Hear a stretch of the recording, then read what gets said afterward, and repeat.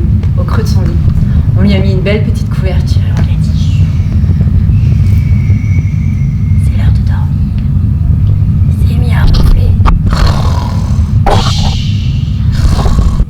Toc, toc, toc, Monsieur Pouce, réveille-toi.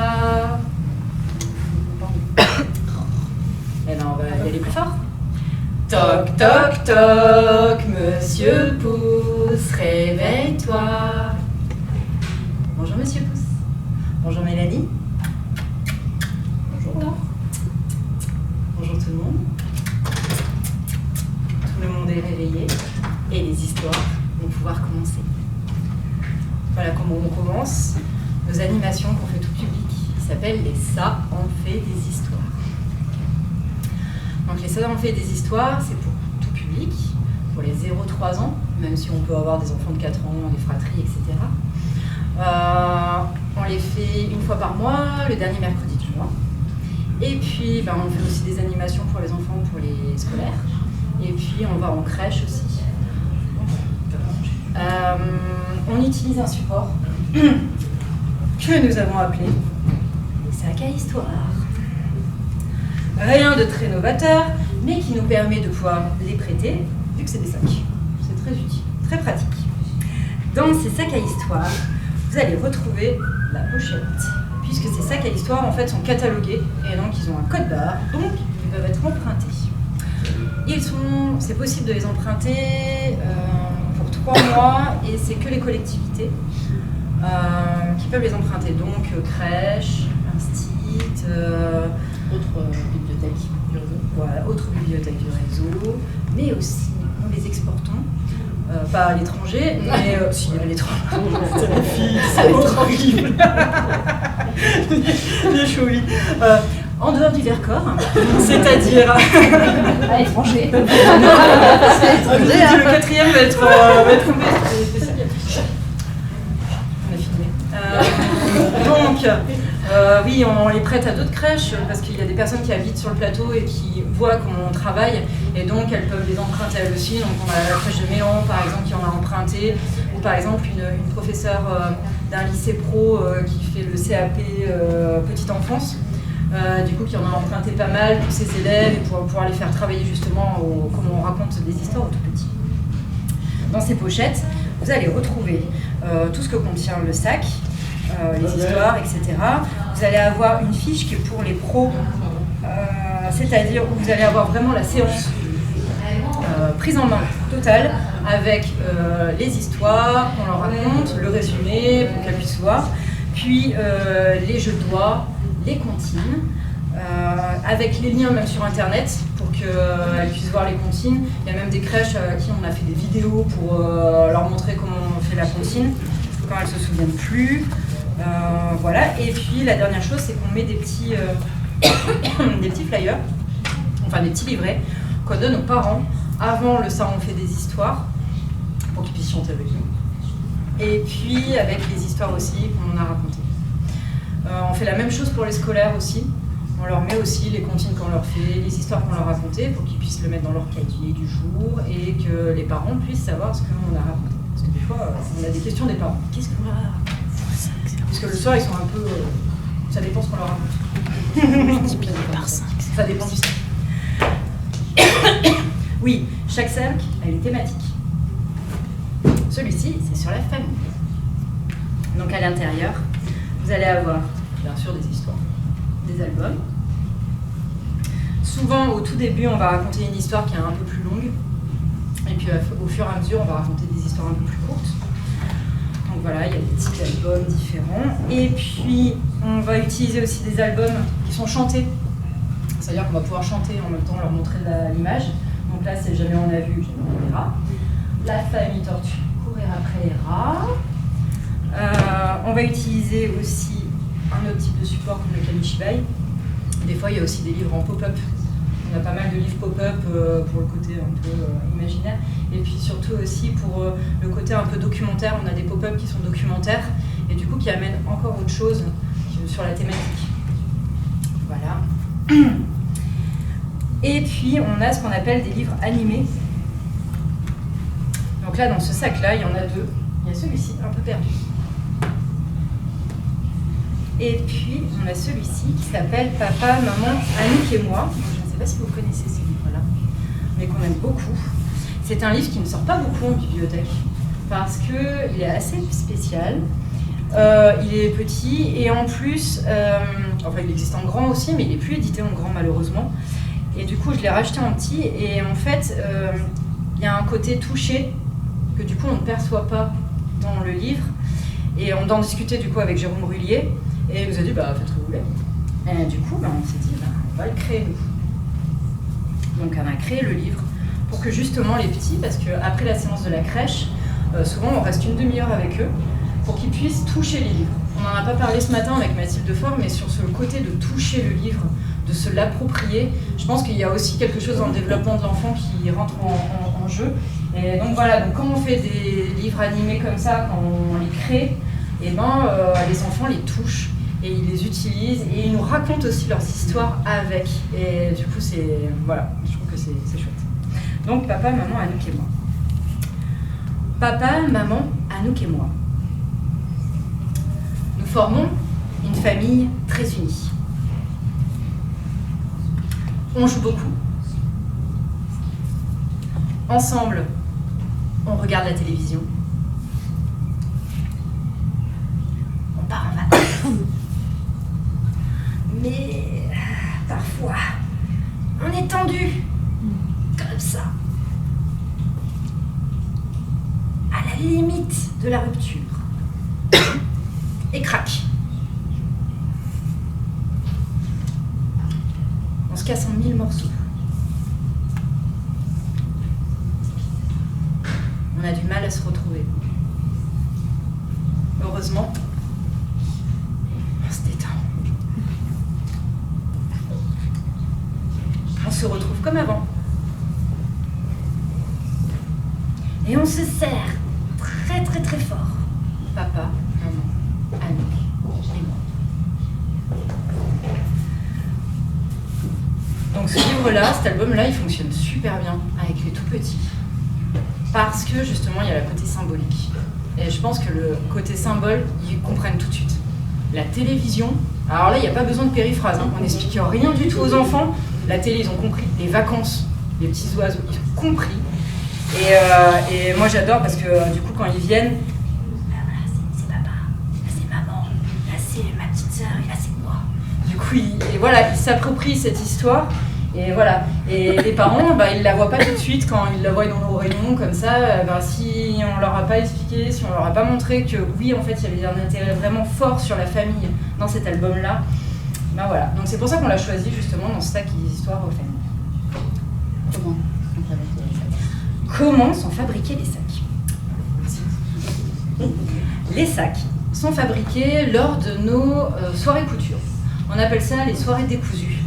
On les fait une fois par mois aussi, le premier mardi du mois, de 20h30 à 22h30. Et là, on invite tout le monde, ceux qui veulent faire de la couture parce qu'ils n'ont pas le temps chez eux, qui ont des enfants, il y a un mari et tout ça, qui n'ont pas le temps chez eux, de faire de la couture. On a aussi des bénévoles qui viennent. On a des personnes qui sont des anciens retraités couturières, et du coup, c'est trop bien. Et on a les bibliothécaires, les salariés. Qui ont une appétence pour la couture. On leur propose 3 choses lors de ces soirées. Soit, comme ils n'ont pas le temps chez eux, ils vont faire un projet personnel, ils vont continuer à la soirée couture. Soit on fait un projet commun. Donc là, en ce moment, on fait des lunchbox. Du coup, voilà, on fait tous un lunchbox. Et puis, soit, on a un sac à faire. Et là, on leur dit non, mais là, on s'arrête tout de suite et on fait un sac, si vous voulez bien. Donc là, c'est une bénévole qui l'a fait celui-là, le sac de famille. Ou alors, on leur dit, on est sur un gros projet, faut faire une histoire un peu perdue, donc est-ce que vous voulez bien nous aider? Et donc là, elle nous aide.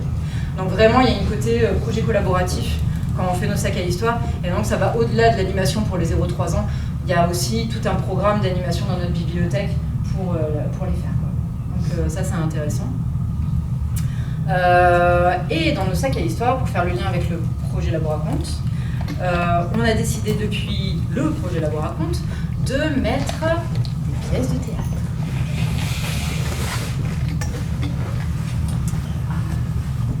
Pardon.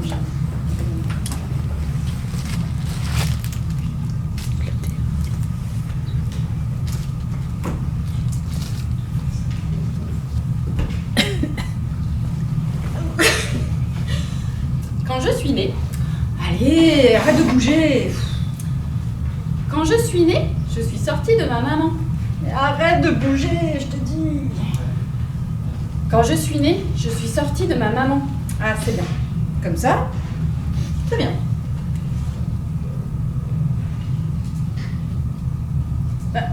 Qu'est-ce que tu disais? Je parlais du jour où je suis née.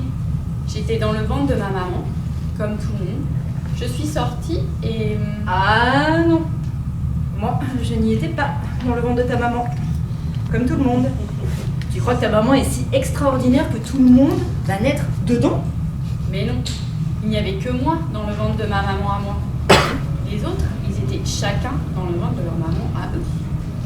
Un jour, tous les enfants étaient dans le ventre de leur maman? Il n'y avait pas d'enfants dehors? Ils étaient tous dedans? Oui, Oui. ça devait être bizarre. On ne pouvait jouer avec personne. Bah non. Si tous les enfants étaient dans le ventre de leur maman, toi aussi tu étais dans le ventre de ta maman. Alors tu pouvais jouer avec personne. Je pouvais jouer avec moi et avec ma maman. Je me frottais à l'intérieur, ou je me retournais, ou je donnais un petit coup de genou.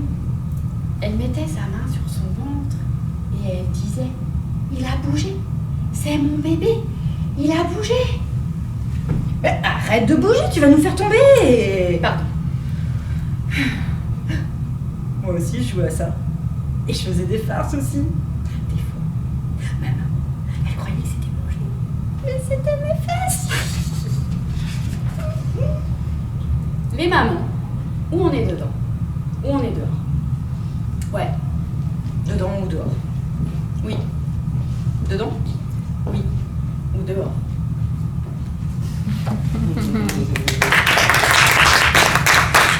C'était Où sont les mamans de Claude Ponty.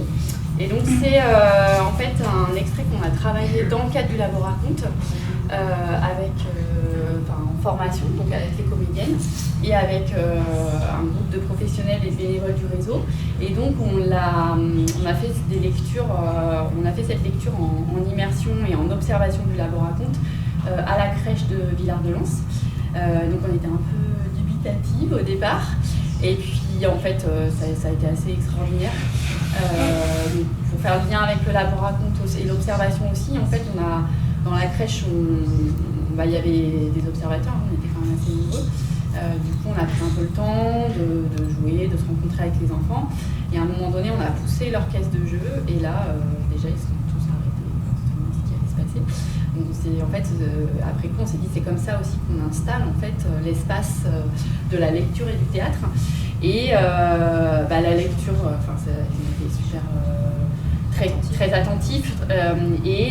Ce qui a été assez incroyable, c'est qu'à la fin, ils sont venus toucher les livres, regarder, mais c'est vraiment les pièces en fait les ont vraiment captivés et ils ont redit des mots, des phrases de la pièce et ils nous ont même redemandé en fait de refaire les dialogues. Vraiment, ça a été assez incroyable. Et donc ensuite, dans le cadre du Laboraconte, on a aussi préparé ça on fait des histoires vraiment uniquement avec des extraits de pièces de théâtre dans le cadre des théâtrales du Vercors. Donc on les avait préparées ensemble et lues ensemble dans le cadre des théâtrales. Et ce qui était intéressant, c'était un de nos objectifs, c'était de constituer un groupe avec des professionnels et bénévoles de toutes les bibliothèques, de travailler ensemble, de monter en compétence et de créer des outils, d'échanger sur ces questions ensemble, de s'approprier les fonds théâtre. Et donc on voit bien que maintenant, les bénévoles des bibliothèques font plus d'animation, utilisent plus les sacs à histoire et les fonds dédiés aux collectivités de la médiathèque intercommunale. Et le challenge, c'est de mettre du théâtre dans tous les sacs à histoire si on y arrive. Donc on va se faire un peu aider par Lola Lelièvre qui connaît très très bien le théâtre jeunesse. Et donc on a un fonds d'une 50aine de textes à la médiathèque. Moi, j'y connaissais rien du tout au théâtre jeunesse quand j'ai commencé ce projet. Après, c'est une petite niche, donc il y a une petite dizaine d'éditeurs, voilà, avec des sites pour certains très intéressants, avec beaucoup d'informations. Je me suis aussi rapprochée des bibliothèques Arlequin et Espace, qui travaillent en lien avec l'Espace 600, un fonds théâtre, Saint-Antoine-l'Abbaye et Saint-Marcelin, pour constituer des fonds théâtres en lien avec un festival qui s'appelle le festival Texte en l'air. Donc voilà, pour voir un peu comment ils avaient constitué ça et quelle médiation elles faisaient dans la bibliothèque. Et puis on a choisi à la fois de panacher les éditeurs, les âges, les thématiques, en essayant d'avoir le plus possible des pièces pour petits. Ceci dit, c'est pas parce que ça va être petit que c'est les extraits les plus intéressants à lire. Là, par exemple, c'est une pièce qui est donnée pour 9-12 ans. Donc, choisissant bien les extraits, en fait, Et puis après, on avait fait une installation particulière dans la bibliothèque pour mettre en valeur le théâtre, avec les livres de face, parce qu'ils sont assez colorés, en fait, c'est visuellement assez chouette. On a fait une bibliographie et puis un livret pour les lecteurs, pour pouvoir consulter en fait les différents ouvrages avec la couverture et le résumé, donc la thématique. Voilà, parce que en fait, les pièces pour théâtre jeunesse sont quand même très typées en termes de thématiques. Il y a toujours une thématique assez forte qui est traitée dans chaque pièce. Et moi, je veux dire que en fait, c'est vrai que quand on s'est dit on va créer un fonds de théâtre jeunesse, on s'est dit qu'on ne voulait pas que ce fonds vivote, parce que c'est quelque chose qui n'est pas forcément très bien emprunté en bibliothèque. Le fonds, voilà, c'est pas la même jeunesse. Mais dans tous les cas, on s'est dit donc ça demande une médiation. Ça demande une médiation par un emplacement spécifique, ça demande une médiation par les bibliographies, les mises en valeur. Ça demande une médiation souvent dans le lire, mais aussi aux enfants. On le fait aussi par les sacs à l'histoire. On aimerait le faire aussi en faisant des malles qu'on puisse prêter à notre réseau de bibliothèques, mais aussi aux crèches, etc., pour qu'elles puissent l'approprier suivant tous les extraits qu'on leur a mis dans les sacs. Donc voilà, on est en réflexion sur, il ne faut pas que ce fonds il meure. Après voilà, on a des types d'animation. Les Ça on fait des histoires, ça fonctionne bien parce que quand même le théâtre, il y a cet aller-retour, ce dialogue qui fait que c'est quand même de l'oralité et du coup ça fonctionne. Nous on était perplexes sur le fait qu'on n'a pas d'image, on a toujours un fond, on a toujours quelque chose pour raconter l'histoire. C'est vrai que là on l'a pas, là on n'a que le texte. Et du coup, voilà pourquoi on était perplexe avec les enfants. Et en fait, des cours extraits comme ça, ça fonctionne hyper bien. Ça fonctionne très bien. On n'a pas besoin et voilà. Mais il faut un dialogue et je pense que ça se travaille. En tout cas, ça se travaille. Juste une lecture d'album. Voilà. Est-ce que vous avez des questions? Moi, j'ai une question. Oui. Donc le mercredi, quand vous faites vos animations, c'est sous cette forme-là avec un sac et tous les livres. Et vous êtes à deux ou vous êtes seul? On est deux. Quand on est dans les crèches, on est seul, mais souvent on travaille avec une personne de la crèche, et du coup on va lire avec elle. Ouais. On prépare avec elle et on va lire avec elle, on est souvent deux. Parce que nous, on fait, à Lens, on fait 4 crèches. Donc on était deux à chaque fois, plus les 8 classes de primaire, les 4 classes de maternelle. Donc voilà. Mais on se rend compte en fait, nous les sacs à histoire, on les a commencés en 2016. On en a à peu près entre 25 et 30 maintenant. 30 thématiques, ouais. Les thématiques, soit on les choisit, c'est les crèches ou les instituts, etc. Ils nous disent voilà, il y en avait un, par exemple, c'était sur les stéréotypes. Donc on a fait Prince et Princesse. Donc voilà. Après, il y a des fois où on écoute les enfants, on aime bien, on écoute les enfants, ce qu'ils racontent, tout ça. Du coup, on en a fait un qui s'appelle Cacaboudin, par exemple. On a fait un sac. Ça plaît beaucoup aux parents, le lendemain, ils nous adorent, les parents. On a fait le sac à l'histoire sur le Cacaboudin, c'est énorme. Et puis après, il y a des thématiques que l'on a choisies parce que c'est petite enfance, hein, la famille, c'est des sujets un peu... la montagne, alors oui, parce que c'est lié au Vercors aussi, donc on a fait un sac montagne, forêt et bon, ça, c'est sûr, il est obligatoire, c'était obligatoire cela. Après, maintenant, on commence à les dédoubler parce que du coup, de plus en plus, avec le Laboraconte, les bibliothèques les empruntent, les crèches aussi. Maintenant qu'on fait des salons, on fait des histoires chez eux aussi, voilà, de plus en plus elles les approprient, jusqu'à même en faire elles-mêmes. Par exemple, la crèche de Corançon, ils font eux-mêmes, ils en font des sacs et ils les prêtent aux parents. Parce que nous, c'est assez frustrant, on les prête aux collectivités, il y a des parents, mais pourquoi on n'a pas les sacs à l'histoire, voilà. Et du coup, on leur dit, non, on les prête aux collectivités, il y a un moment où on peut pas... Par contre, ce qu'on fait, c'est que nos livres, ils sont doublés, c'est-à-dire qu'on les a à la fois dans les sacs à l'histoire, mais on les a aussi dans notre fond, parce qu'il n'y a rien de plus frustrant pour les enfants, enfin pour les parents, de dire « Ah, t'as une super histoire, j'aimerais bien la relire ce soir, parce que voilà, j'aimerais bien en discuter avec lui. » Et du coup, donc ils peuvent les emprunter ou les réserver s'ils ne sont pas disponibles.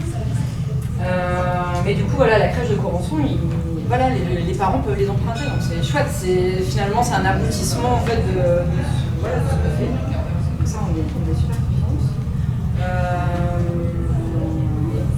Qu'est-ce que j'allais vous dire ? On a des sacs maintenant qu'on commence à doubler. Parce que forcément, le jardin, tout le monde qui le veut au même moment, c'est comme le sac Noël, c'est comme. Voilà. Donc, on commence à les dédoubler. Par exemple, vous voyez le sac jardin. Il est à la fois là, et puis alors on s'est dit on va pas faire un sac jardin en deuxième, donc on va faire plutôt un sac sur les insectes du jardin. Donc on va faire un sac sur les insectes du jardin où vous avez la chenille qui fait des trous. Voilà, et puis après on a des thématiques qui sont liées aussi aux animations qu'on fait avec nos partenaires. Par exemple celui-ci on l'a créé parce que, bon on l'a pas créé comme ça mais bon, bref il a servi. On a un festival du film pour enfants à Lens en Vercors qui s'appelle Jeune Bobine et du coup on fait toujours un salon fait d'histoire lié à la thématique du festival et donc ils ont fait la jungle, le thème de l'année dernière c'était la jungle, donc voilà on fait un sac jungle, il y avait une année c'était formé couleur donc on a fait un sac formé couleur, donc voilà on en crée aussi comme ça parce qu'il y a un moment on se dit oh, qu'est-ce qu'on fait comme thématique, on est un peu donc voilà, on avait un sac saison mais maintenant on a fait un sac printemps, été, automne, hiver donc voilà. Je sais pas quelle heure il est, 16h37. Eh ben, on a encore le temps. En fait, mon chrono ne s'est pas enclenché cette fois-ci. Normalement, c'est en fait, on a fini. Ouais. Est-ce que vous avez des questions encore? Je sais pas. Oui, est-ce que vous les faites évoluer les sacs? Parce que des fois, quand on met des documents dans un sac, ils sont peut-être un peu obsolètes ou ils sont... Alors, les sacs qui sont évolutifs, ouais. C'est-à-dire que soit on va les développer, parce qu'on a trouvé des nouvelles histoires et on s'est dit ah ouais non mais celle-là il faut qu'elle soit dans le sac à histoire. Après on se rend compte des fois qu'il y a des livres qui ne sont pas forcément adaptés. Et attention, je dis pas adaptés à l'âge, mais je dis adaptés à la forme orale. Ça en fait des histoires, elle n'est pas adaptée à faire une animation avec. Il y a des fois, ça ne fonctionne pas. Le livre, on se dit il est super au niveau de l'histoire, mais par contre au niveau oral, ça passe pas, ça marche pas. Donc on a des fois des professionnels qui nous disent celui-là, je suis moyen, voilà. Donc ils sont évolutifs tout le temps. Donc voilà, il y a des fois où les livres, ils vont dans plusieurs sacs. Alors pour les choses, il se développe, il change pas mal, ouais.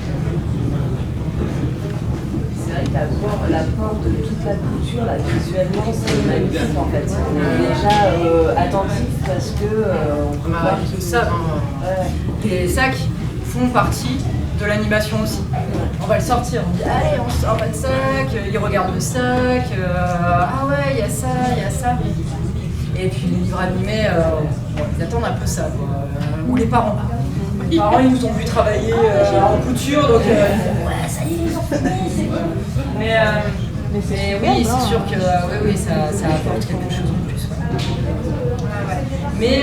Mais du coup, on est content d'avoir des sacs qui amènent plusieurs choses différentes. En fait, c'est ça l'intérêt du sac, c'est vraiment qu'on puisse avoir des choses très visuelles et aussi des choses non visuelles comme le théâtre, les pièces de théâtre. En fait, moi je trouve que c'est voilà. Il y a un documentaire.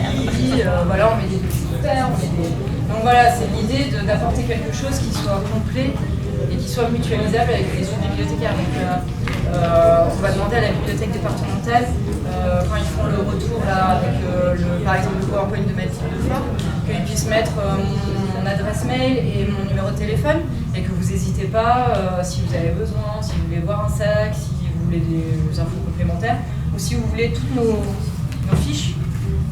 Parce que tant qu'à faire, nous on a fait ce travail-là, mais autant que vous l'utilisiez aussi, donc n'hésitez surtout pas à nous demander quoi.